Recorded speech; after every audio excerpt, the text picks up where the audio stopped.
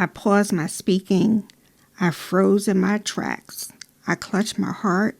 My head started spinning. What the hell is happening to me? I said before I completely blacked out. You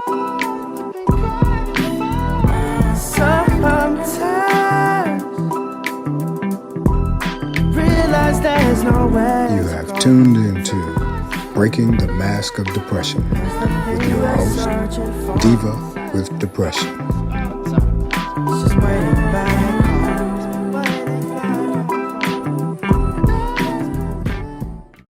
Hey guys, what's going on with you? Welcome to Breaking the Mask of Depression with me, your host, the Diva with Depression. I hope you guys are doing well. How's it going? Are you protecting your mental and your physical health? The world feels like it's spinning on its head right now. So I know everybody's stressed. Happy Black History Month. I hope you guys are doing something special. For those that do participate, I hope that you guys are doing special things daily. I'm so excited because I see a lot of creators taking the time to speak out and highlight some of the amazing work that Black and Brown people have done in our communities in every area. I see in the health area, the mental health area, sports. There are some amazing creators on Twitter. And if you go over there and type in, Black History Facts, Black History Month, you will see that there are some amazing content creators out there that are making us prouder. Some people will say proud. I'm going to say prouder. So today, I have something special to share. Well, it's not that special, okay? But it's something that's very common. It's very scary, and it's shared by millions of us. Anxiety. Yes, listen. Anxiety is a pain in the ass, just like every other illness, mental illness, whatever you want to call it. It is scary because with everything unknown, of course, that's scary. But anxiety has always been passed off as something that was, either we were causing it ourselves or it wasn't that important or, oh, get over it. Well, get over it with everything. But it's sort of like OCD. Like we've been taught that OCD is washing your hands too much or, making sure the stove is turned off. And there's so much more to it. And so this is the same thing with an anxiety disorder. There is so much more to it. Now, minorities are more prone to anxiety because, well, you know why. We wake up every morning, we have anxiety. Existing in the world just causes anxiety. And so it's a given that we would suffer in large numbers. Girls and women suffer the most, as usual, as if we don't always have too much shit to worry about. And Native Americans suffer the most. So, it's not something that is easy to live with, and it's not something to be taken lightly. So, y'all know I got a Google fact. General is actually, I'm going to tell you the correct name. Generalized anxiety disorder and anxiety disorder. Millions of us live with it, and anxiety is a feeling of worry, nervousness, or unease, concern about something or someone. Now, I know what my anxiety looks like. I have a lot of things that cause me anxiety. As a matter of fact, just today, I've received something that really set my anxiety, spinning. And I had to reach out to my sister and my daughter to, sort of step in and calm me down, talk me down, because I am already a worry wart. Everything gives me anxiety. But like I said, it was always something that we took lightly. Oh, well, she just gets nervous when she does this. Oh, he's only nervous in this situation. When Anxiety is actually a major disorder. It shows up in so many ways, and I'm not sure if, you know, there are good ways to handle it, bad ways to handle it. I never use those terms when it comes to coping mechanisms because what's good for me might not be good for the next person. So everyone is going to have their way of coping, especially when you're knee deep in it. What I described at the beginning of the episode is really how I felt the first time that I had a severe anxiety attack or went into panic mode, which I'll discuss later. So, anxiety can look like fear, socially awkward, shy and quiet when we're out in social settings and people are like, why is she so quiet? Why is he sitting over there not talking? Maybe some people are anxious. I know that I am anxious in social situations. We'll talk about that in a minute, but you can just stop going to activities altogether. And so there are different pacing is another way that people show that they're having anxiety. Biting your nails. I know people that bite their nails to the quick. My brother-in-law used to be like that. And, they have to, put hot sauce on your nails. So, when you're younger, my uncle did that with me because I was sucking my thumb or something. And they put hot sauce on your hands so you're not biting your nails or sucking your tongue. Um, so there are different ways that it shows up. And like I said, with everybody, it's different. And there's different ways to handle it because you know what works best for you. I know what works best for me. And we can't just, of course, it's generalized anxiety, but there's no general way to talk yourself calm. That's what I'll say because I say talk me down, but talk yourself calm. And there are different types of anxiety disorder. And what one person will present as is different from another person, what they will present as. So we have generalized anxiety disorder, which I just said to you. Anxiety disorder. Now, anxiety disorder can come because of other conditions that you're living with. It could be a medical condition. It could be, a psychological condition. And so then that will send you into an anxiety disorder. Medication induced anxiety disorder. Now, listen, I've seen inpatient, I've seen people have panic attacks after they take a medication. I know that there was a medication that I was given it, I want to say right before I went inpatient my first time, no, my second time, and the feeling that I was getting from medication alone caused me to have an anxiety attack. There's separation anxiety disorder, social anxiety disorder. Phobias are part of an anxiety because if you have agoraphobia, that is a form of anxiety. And so these are ways that we didn't know that these existed. You just said, hey, she suffers with anxiety. And so we have to be aware that there are different disorders under the anxiety umbrella. And as always, and I'll probably say this a million times while I'm talking, when you find that you're living with these conditions or having these symptoms, please make sure that go to, if you don't feel comfortable going to a psychiatrist, go to your primary care physician and let them know what your symptoms are because they are the ones that can tell you whether you are having full blown panic attacks, anxiety attacks, or if it's caused by something more. And so your primary care physician is always the one that should make you help you understand what's going on within, your body. Because look, like I said, being an extrovert, that who knows, who would have thought that that's part of anxiety? And if we would have spoken to someone about how we were feeling, because there's no shame in being an introvert. And there should be no shame for you to tell your doctor if that's one of your symptoms.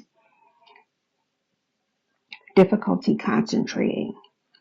My brain, I already told y'all, hamster on the wheel. Difficulty sleeping.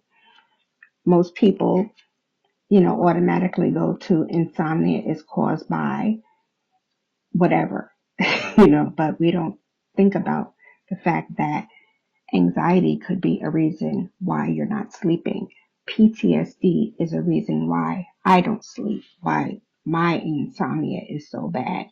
And so, again, if the sleeping part is affecting your daily life, which it would if you're not getting any sleep, tell your doctor. Stomach aches, muscle tension, sweaty palms. You just think that you're nervous when, oh, my hands are sweating because I'm nervous. I'm going to meet such and such, or I'm going to go somewhere. But it could, in fact, be part of your anxiety disorder. Rapid heartbeat, like I said in the beginning, clutching my heart, because your heart starts racing. If you get too nervous, being irritable. See, I just thought that I was a grump, but who knew that there's a reason why I'm a grump. So, those are symptoms that you would want to pay attention to, and you want to discuss them. Um, it's hard to identify the source if you're not paying attention. So you know that if going into a certain social situation, maybe that sort of makes you nervous. Going to work makes you nervous. Talking to a certain person makes you nervous. If these things are causing you to, I guess, have physical reactions, then that's something that you should talk to your doctor about immediately. Now, if this person, this is a sidebar, if this is a person that causes you to have an anxiety attack, that causes you to be nervous, there, that's a key. You know what I'm saying? You need to back up and sort of think about why this person is causing you so much stress and anxiety. But the reactions, if it's the physical reactions, then that's something that you should definitely talk to your doctor about. And here's the thing, because you guys know that I'm big on mental illness being genetic, hereditary. Anxiety is the same. There could be a family history of anxiety. Now, here's a curse word. It's a cuss word for me. Excessive use of caffeine. How fucking dare they tell me that my coffee is causing problems? How dare they? I mean, but it's true, guys. Anxiety can come along when you're drinking too much caffeine or tobacco. And I never knew that. I never knew that tobacco caused anxiety or signs of anxiety. I always thought, and I, well, I guess I was going to share this later, but you know how people say, oh, I'm going to go have a smoke because they're in a setting that they're not comfortable in.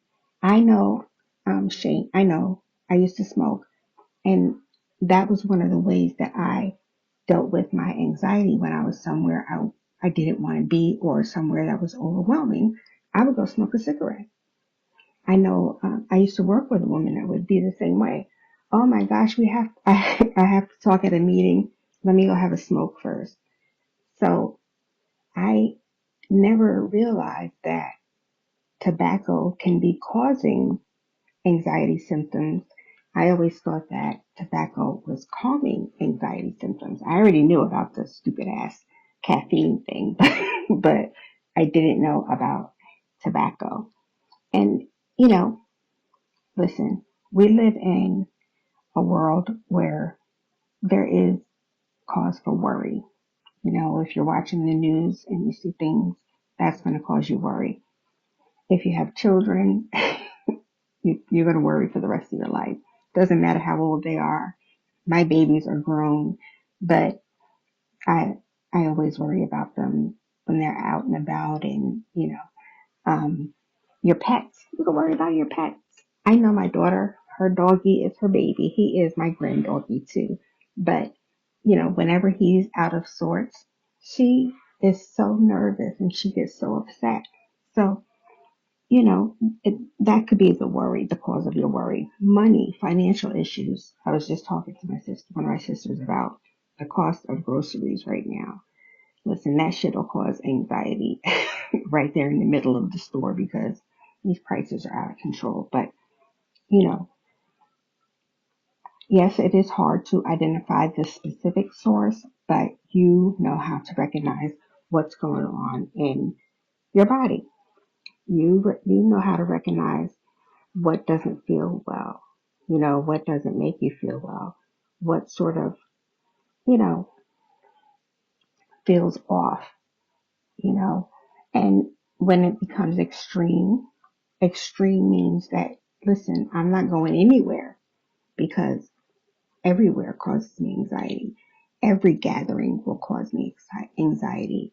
Every time I go to school, I get anxious. Go to work, you start to avoid work because of the anxiety caused by, you know, there could be a million things, but your manager or your responsibilities at work. Those are things that can trigger your anxiety, so you try to avoid it. You don't want to answer the phone. Listen, I put into a whole episode on the phone thing. I know I keep saying it, but I think this season I am definitely going to do it and maybe have a round table because the phone gives me agita. I mean, dry. Whew. And I'm not the only one. I thought I was the only one, but I'm not. And answering the phone, making a phone call, if you have to make a phone call to sort of, maybe you have to call about a bill, or maybe you have to call about school or something that you're nervous about, you don't know what the answer is going to be, that's especially, oh my gosh, that can drive you crazy. So you don't want to make phone calls. Everything is through text and email. You don't want to answer the phone because you don't know if bad news is on the other side. And so these are anxiety symptoms, and some are more severe than other. You're always worried. You're always feeling like you can't do nothing right or everybody else is better than you. It's always something. You can't rest because your mind is racing. And so, and these are things that, for so many years, we've passed it off as, oh, it's just a thing, or maybe I'm just being ridiculous. Maybe I'm making too much out of stuff, but it's not too much. You're not, anytime, and I want you to drill this in your head, anytime you are not feeling yourself, whatever that self can be, if you're feeling unsettled, if you're not feeling well physically, you're not feeling well mentally, you're not exaggerating. You know that it's severe enough for you to step back and go talk to somebody, or at least I want you guys to always write down how you're feeling. I know that if there are certain things, and we may not be always be in a position to write things down, but you have your phone all the time. You should see my note section on my on my phone. But you write down how you're feeling at a specific time. Write down your symptoms. I know that if certain things pop up that are really, really sending me in the wrong direction, I'll say it that way, I write it down in my phone so I can make sure to talk to my therapist about it. So if you notice that, you know, say your hands are sweating all the time, and when you get into certain situations, write that down. You can cause headaches. Anxiety can cause headaches. Write that down. Why am I feeling like this? Why does this feel like when I do A, then that means that my anxiety is triggered. Write it down. If startled easily. You know how some people are so nervous that you can scare them easily? That's a sign of anxiety. Counting, I, I didn't know that until today, but I get it. That's something that you will do to occupy your mind because you're in a setting or you're in a headspace that is making you nervous. You worry about your health. Difficulty speaking up. I can see that. I can see that. What, you ever listen to celebrities talk and some of them talk about how, somebody will say, oh, you were amazing in that role. And they'll say, oh, you have no idea how nervous I was or how, doubtful I was that I was going to get through that. Many of us are walking the street feeling like we're not worthy, we're not talented. Your heart, I already talked about your heart. I had that written down 3 times in 3 different places because that's my thing. That's a big thing for me. When my heart starts racing, tingly hands, tingly legs. I know that I can get restless leg syndrome. And that, like that'll cause me to sort of shake, shake my leg, shake my hand. And so I didn't know that the restless leg syndrome was something that was attached to anxiety and mental illness.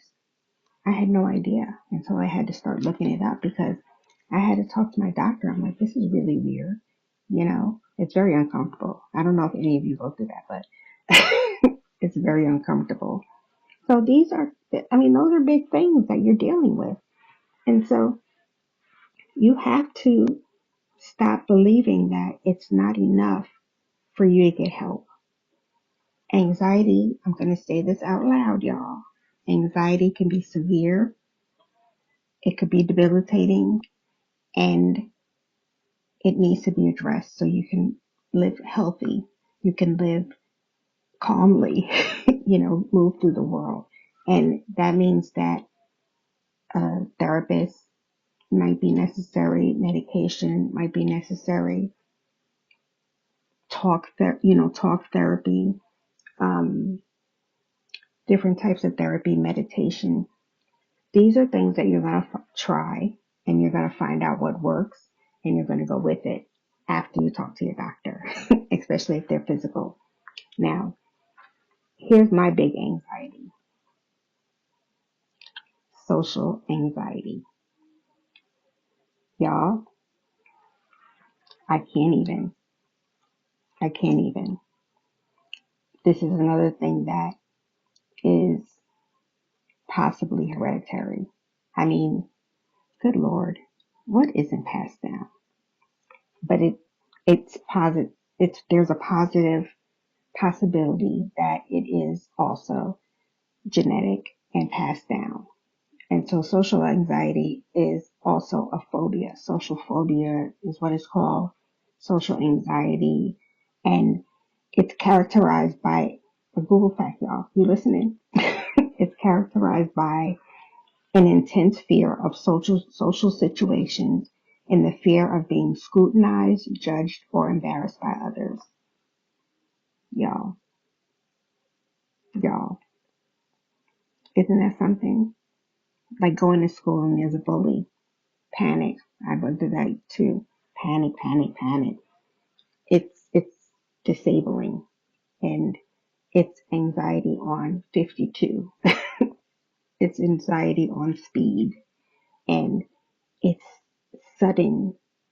Like the level is so sudden that you don't have time to even catch your breath, because a feeling of overwhelm, like you are underwater. I think that's the right way to say it. Like you're underwater, you can't breathe, you can't swim.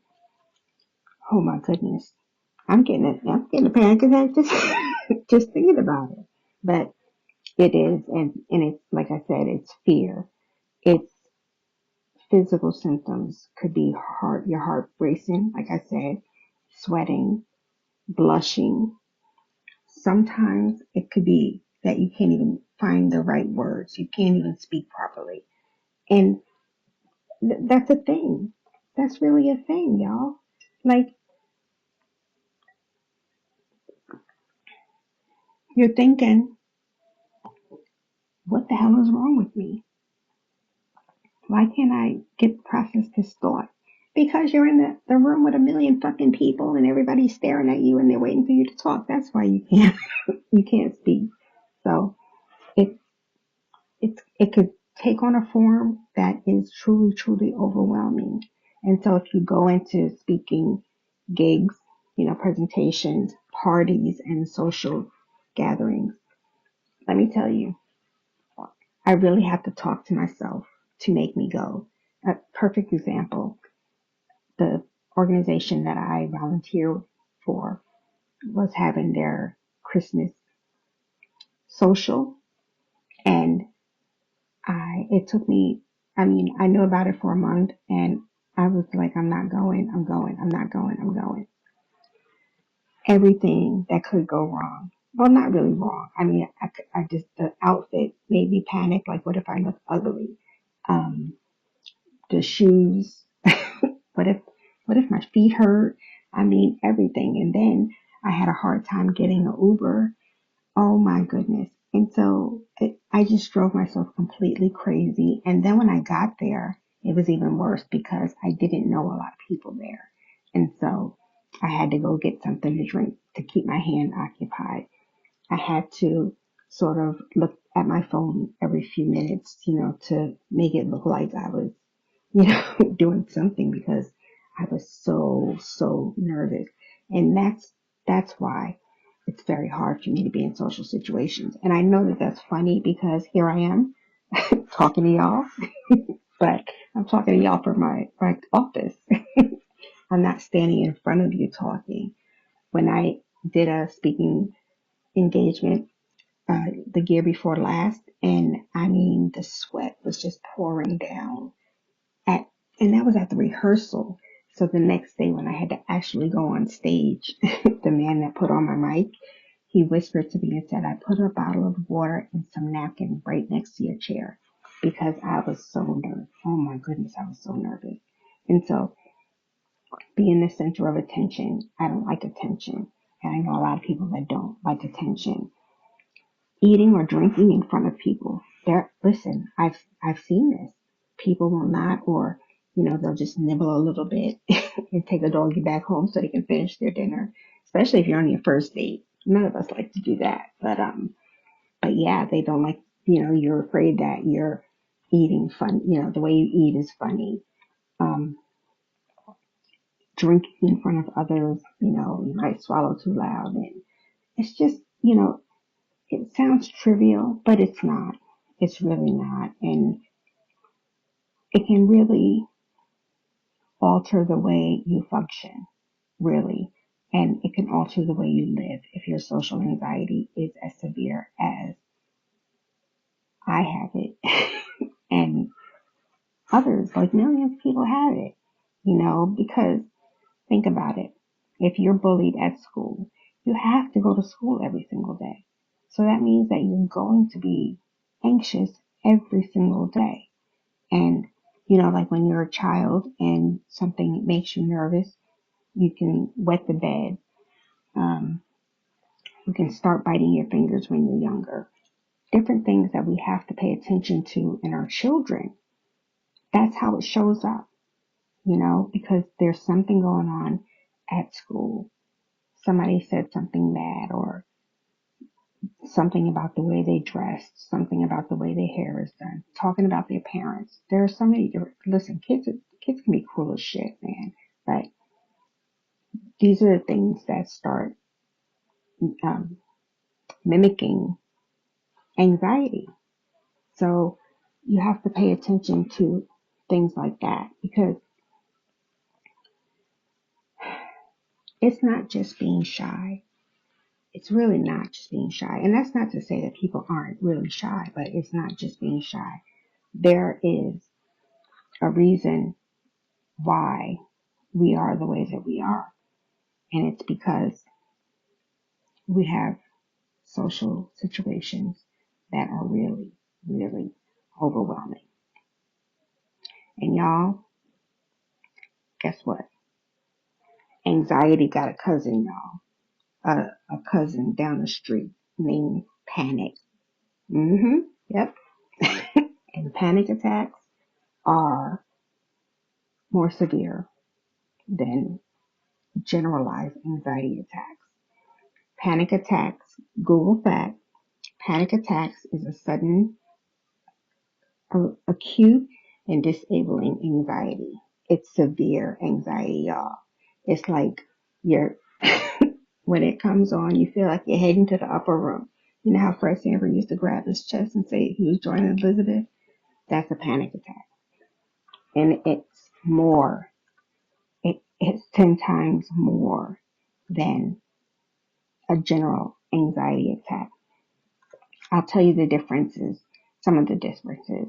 So a panic attack is a sudden rush of adrenaline and your body goes into fight or flight mode. And it takes a while for you to come back down. You feel like you're going to die. And I swear, I'm reading this from something. So, like I just said, grabbing your heart and your heart is pounding. You're out of breath. You get dizzy.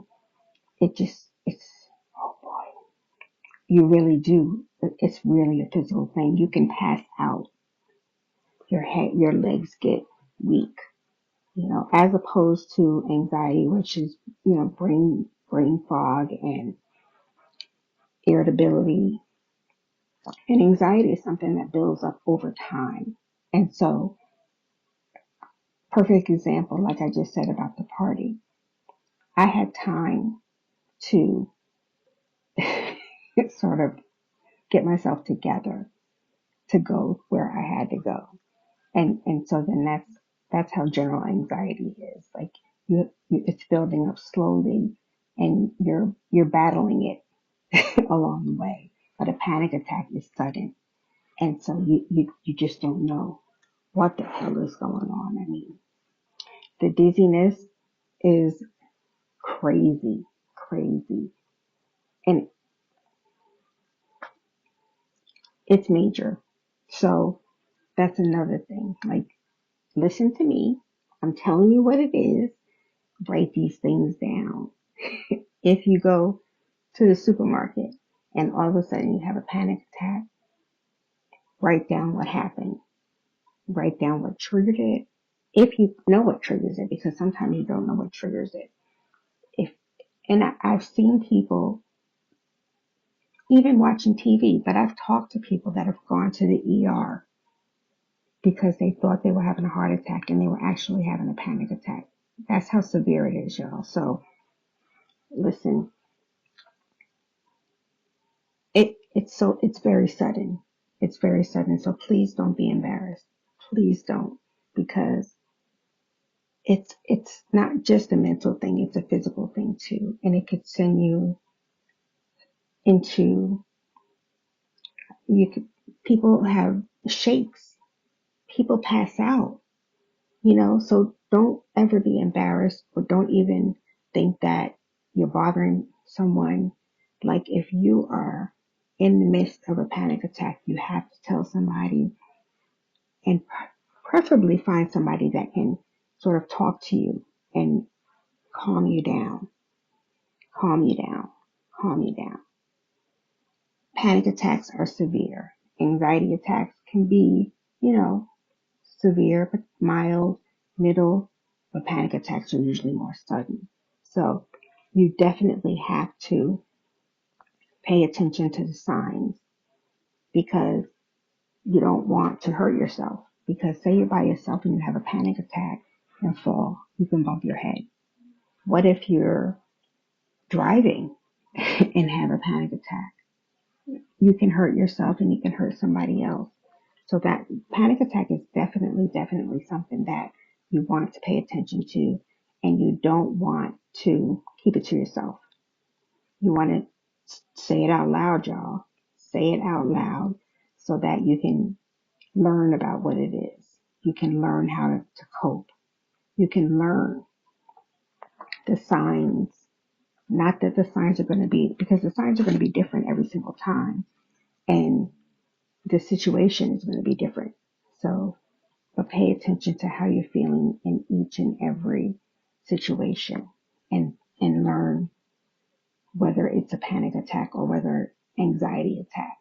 Learn the differences, because you don't want to hurt yourself and you don't want anyone else to get hurt. If you recognize it in your children, take them to get help. Teach them some coping skills, because you don't want them to be in a situation where they can hurt themselves and you're not around, or nobody's around, or they're at school and there's nobody there to help them. So watch your babies. Pay attention to your babies.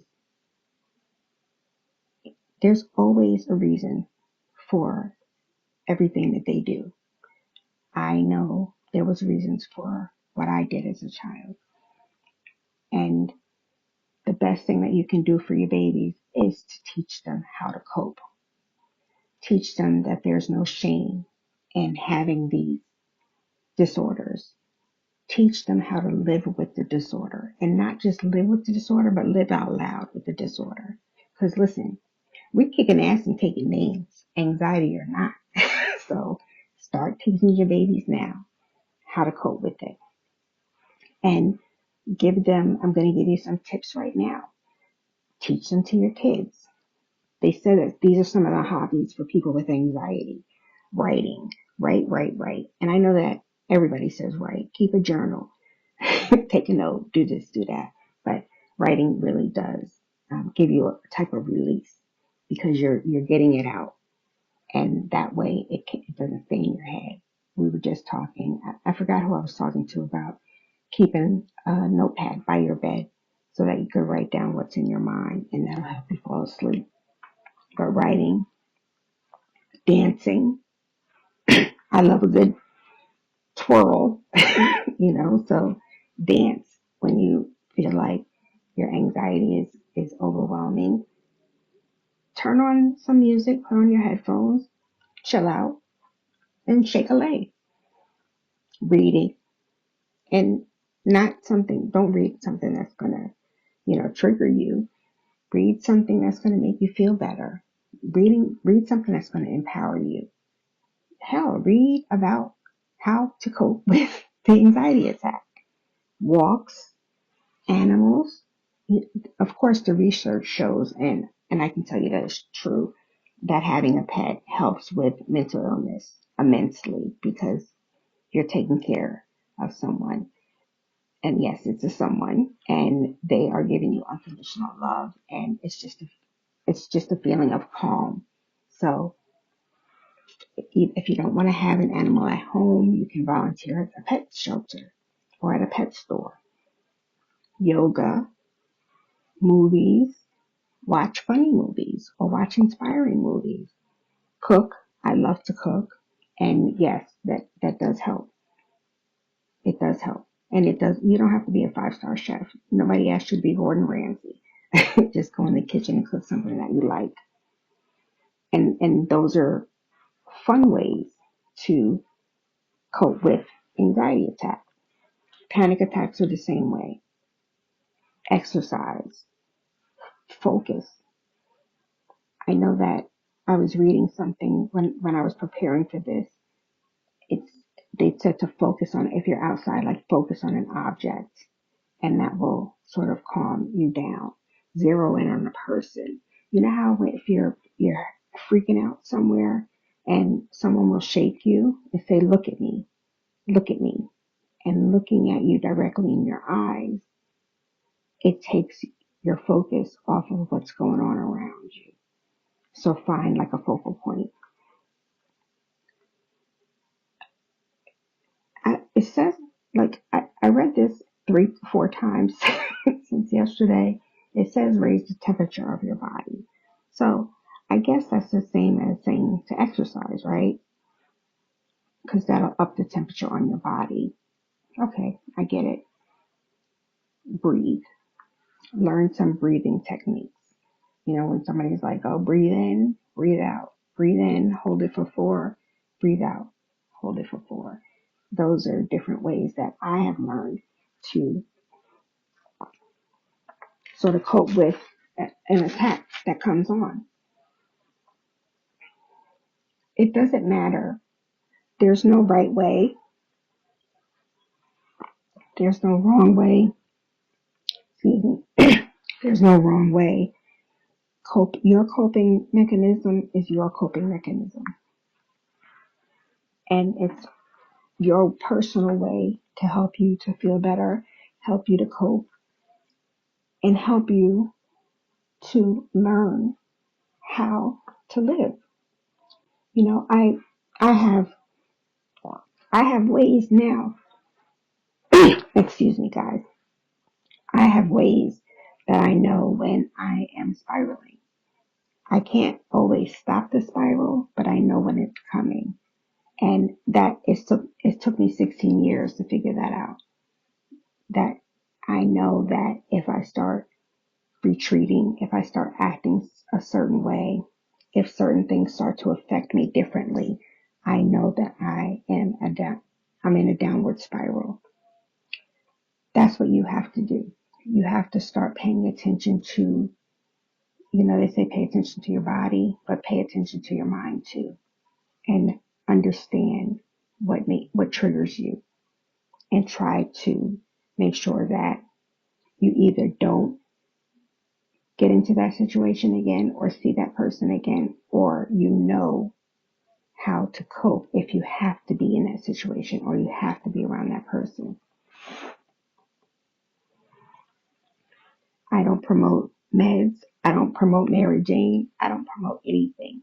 I'm just saying that we all have a way to cope, and you have to find your way of coping. And your coping mechanisms can go across the board. You can have a coping mechanism, say, focusing on one object is the way that you cope with anxiety. That may be able to cope with your depression too. Say that that's one of my things. If I'm outside and I'm having a panic attack or an anxiety attack, I take my shoe off. So, and I hate socks, so I usually don't have them on, but touching something cold with my foot sort of grounds me and it brings me back. So always, always, always take your symptoms and talk to a doctor and find out what the coping mechanisms work for you, what they suggest, and you go from there. And if you need help, as I always say to you every single time, if you need help finding a care team, then please make sure that you go to divawithdepression.com, and there's links there to directories. Okay? So I don't want you to panic. I don't want you to have anxiety. I want you to live your best life in the world, even with everything that's going on day to day. Please just find a way to cope, find a way to be peaceful, find a way to quiet your mind, and don't be ashamed to talk to someone about getting help, because none of what I just discussed, anxiety, panic, none of it is trivial. If it's making you feel bad, then it's worth discussing. Okay? And I'm so happy that I got to speak to you today. I hope that this helps someone. And if you know someone that's living with anxiety or severe panic disorder, please pass this along so they can get help too. Thank you so much for listening. Please go to divawithdepression.com, shoot me a note, subscribe, find me on social media. I would love to talk to you. I would love to hear what you think. I'd love to hear what you want me to talk about. So please, please, I love you guys, and I hope that you find some peace. Bye.